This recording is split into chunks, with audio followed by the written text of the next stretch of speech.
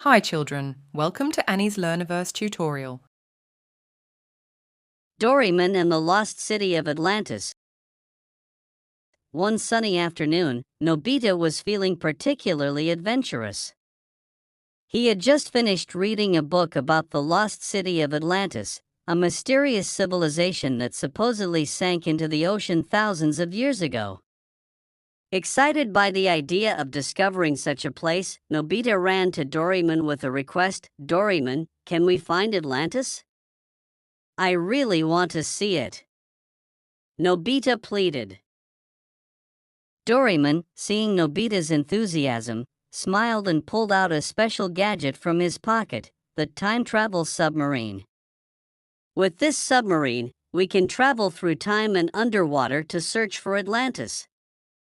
But remember, this is a dangerous journey, so we must be very careful," Doraemon warned. Nobita, Doraemon, Shizuka, John, and Sunio all boarded the time travel submarine, ready for an unforgettable adventure.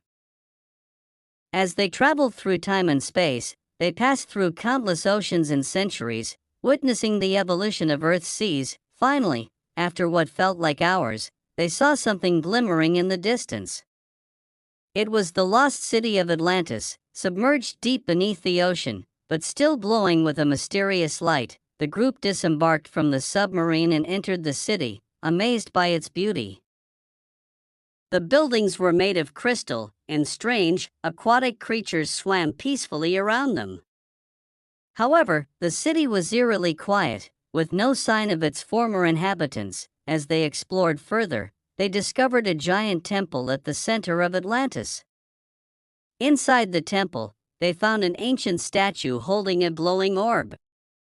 Doraemon explained that this orb was the heart of Atlantis, the power source that kept the city alive. But something was wrong. The orb was dimming, and the city was starting to crumble. Suddenly, they heard a voice. It was the spirit of an ancient Atlantean king, who appeared before them as a hologram.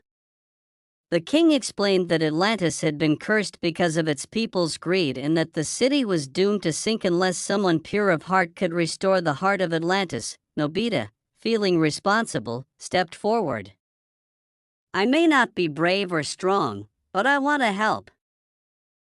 Please tell me what to do," he said. The king smiled and instructed Nobita to place his hand on the orb and focus all his thoughts on kindness and selflessness. With Doraemon and the others encouraging him, Nobita did as he was told.